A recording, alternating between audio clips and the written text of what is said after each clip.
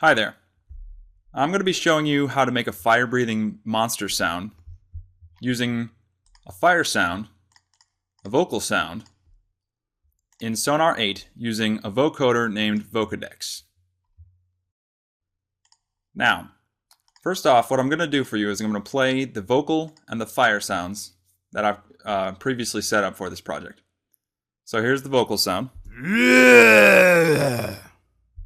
Sort of an interesting male scream. It sounds a little bit awkward. And then you've got the fire sound. Now the fire sound I've actually crafted to be about the same time length as the vocal. Not perfect, but about the same. And this was just done using a fire burst and then reversing the first half. So I'm going to go ahead and pop over to Sonar here. And you'll see that I've already imported the vocal and the fire. So I've got them set up on vocal on 1 and fire on 2. And then I've got a master and an FX send in the buses.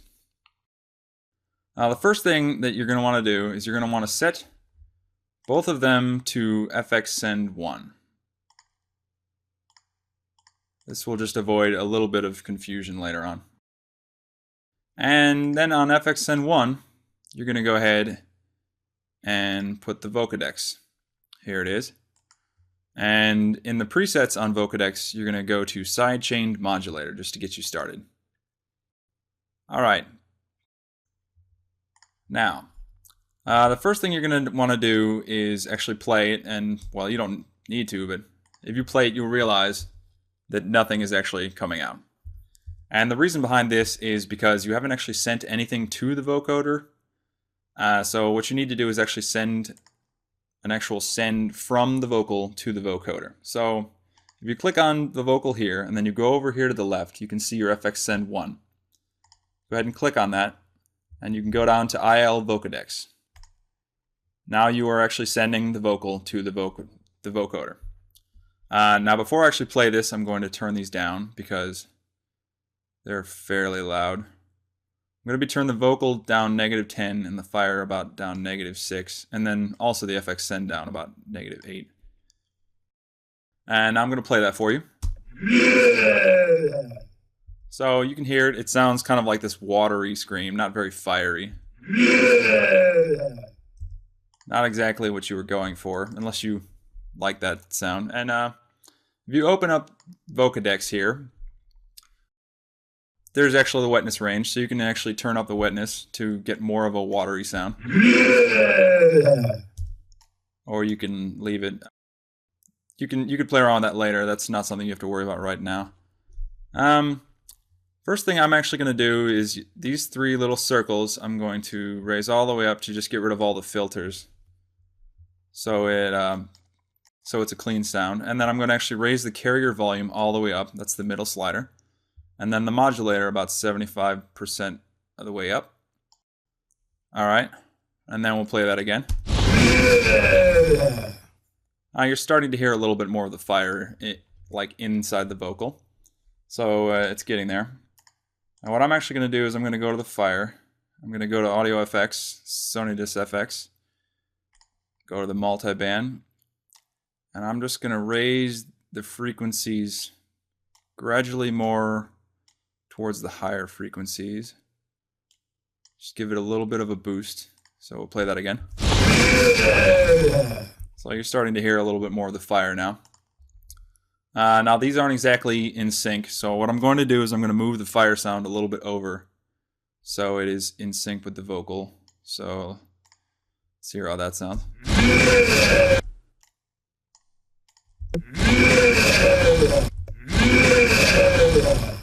That's a little bit more in tune.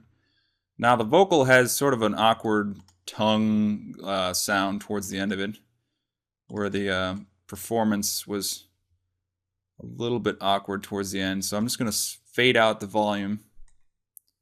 So just gradually towards the end, see how that sounds.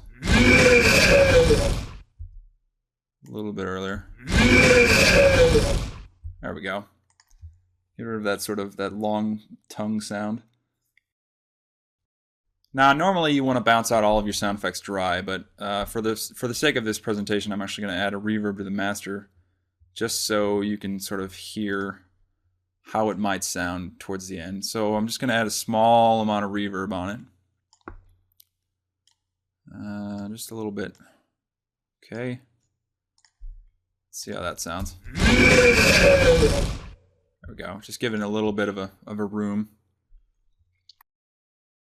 Well, next I'm actually going to lower the vocals pitch down a little bit. Give it a little bit more of a darker feel.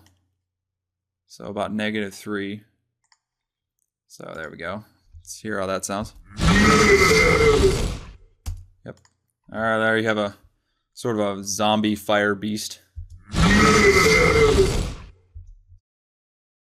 That's getting you started.